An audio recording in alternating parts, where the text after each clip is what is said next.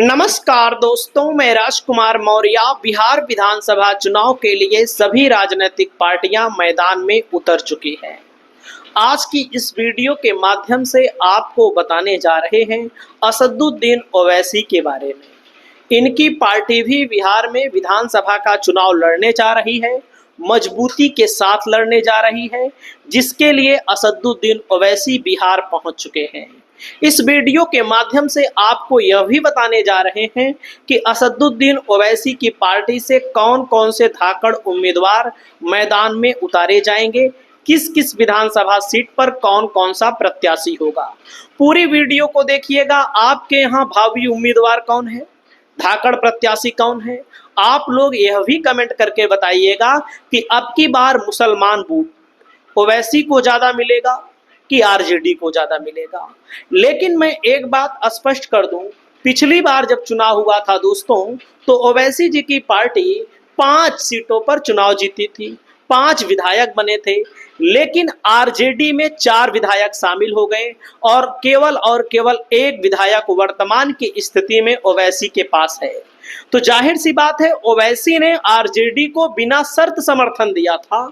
अगर बिना शर्त के समर्थन से ओवैसी के पार्टी के प्रत्याशी विधायकों को आरजेडी ने शामिल कराया, तो इससे कहीं ना कहीं ओवैसी के समर्थकों में गुस्सा है। ओवैसी अब की बार बदला भी लेने जा रहे हैं। आपकी जो राय हो आप लोग कमेंट करके बताइएगा। दोस्तों, आपकी जानकारी के लिए मैं बता दूं, बिहार में टूटी ओवैसी की पार्टी, 5 में से 4 विधायक आरजेडी में शामिल, इसका बदला ओवैसी लेने का ऐलान कर चुके हैं। वहीं पर मैं आपको बताना चाहूंगा दोस्तों, पिछली बार जब 2020 में चुनाव हुआ था, तो ओवैसी की पार्टी जो चुनाव लड़ी थी, मात्र 20 सीटों पर लड़ी थी। अब आपको बताना चाहूंगा, मात्र 20 सीटों पर लड़ी थी और ओवैसी को अलग अलग राज्यों में बीजेपी के बी टीम के तौर पर भी लोग कहते हैं। लेकिन मेरा मानना है, अगर आपको पार्टी बनाकर चुनाव लड़ना है तो आपको कोई नहीं रोका है, हमको पार्टी बनाकर चुनाव लड़ना है तो हमको कोई नहीं रोका है। बी टीम के तौर पर तो ओवैसी को कहा जाता है।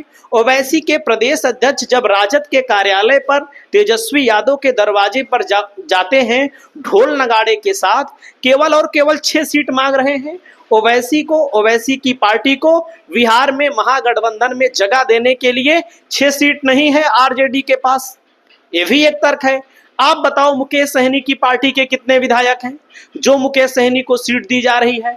पशुपतिनाथ पारस के पास कितने विधायक हैं जो उनको सीट दी जा रही है?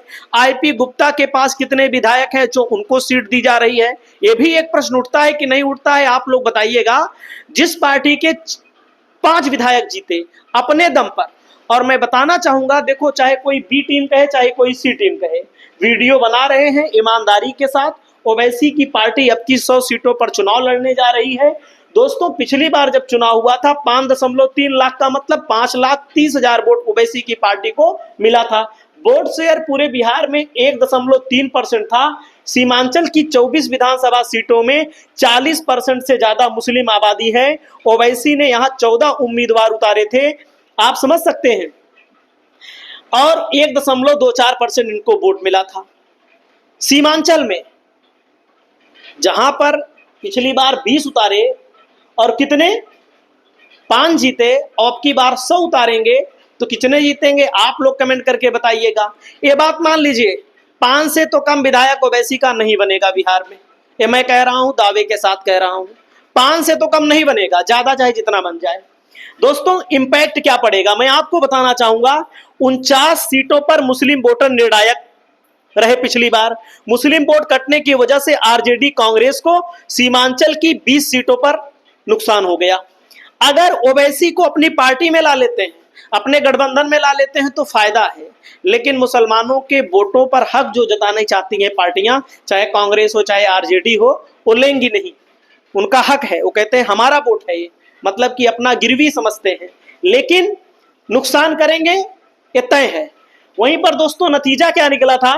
पिछली बार जो हो गया। ओवैसी ने मुस्लिम फैक्टर से भाजपा जनता दल यूनाइटेड ने सरकार बनाई। ओवैसी फैक्टर के माध्यम से ही भाजपा जनता दल यूनाइटेड ने सरकार बनाई। अब की बार अगर ओवैसी को नहीं लेते हैं तो बड़ा नुकसान होगा। बिहार में ओवैसी की दहाड़, टेंशन में तेजस्वी यादव। तो दोस्तों ओवैसी की पार्टी से मैं आपको बताना चाहूंगा पतंग चुनाव चिन्ह पर पहले प्रत्याशी का नाम मैं आपको बताने जा रहा हूं। पहले प्रत्याशी का नाम है ओवैसी के प्रदेश अध्यक्ष अख्तरुल इमान साहेब, वर्तमान में बिहार के प्रदेश अध्यक्ष भी हैं और बिहार में विधानसभा का चुनाव भी लड़ने जा रहे हैं। इनका टिकट कन्फर्म है, 100% कन्फर्म है कि इनको ओवैसी की पार्टी चुनाव लड़ाएगी। प्रदेश अध्यक्ष हैं। उन 5 विधायकों में केवल यही एक विधायक हैं जिन्होंने पार्टी नहीं छोड़ी। 4 भाग गए थे ना, केवल यही एक विधायक हैं। वहीं पर दोस्तों अगला नंबर मैं आपको बताना चाहूंगा, 4 बार से बहादुरगंज विधानसभा क्षेत्र 52 विधायक रहे, एमएलए रहे, कांग्रेस के कद्दावर नेता तौसीफ आलम को ओवैसी की पार्टी में शामिल करा लिया गया है और इनको बहादुरगंज विधानसभा सीट पर मैदान में उतारा जाना तय हो चुका है। इनको टिकट मिलने जा रहा है, चुनाव लड़ने जा रहे हैं। आप लोग कमेंट करके बताइएगा कि चुनाव जीतेंगे कि नहीं। मेरा मानना है, मैं एकदम स्पष्ट कर दूं, पहले प्रदेश अध्यक्ष के टिकट को लेकर वो भी चुनाव जीतने की कंडीशन में है। दूसरे नंबर बहादुरगंज वाली सीट पर भी ओवैसी की पार्टी चुनाव जीतने की पूरी कंडीशन में है। बाकी चुनाव है, चुनाव में क्या हो जाए किसी को नहीं पता, हमको भी नहीं पता, आपको भी नहीं पता। वहीं पर ओवैसी के एक हिंदू प्रत्याशी का भी नाम मैं आपको बता रहा हूं। राणा रणजीत सिंह को मैदान में उतारा जाना तय हो चुका है।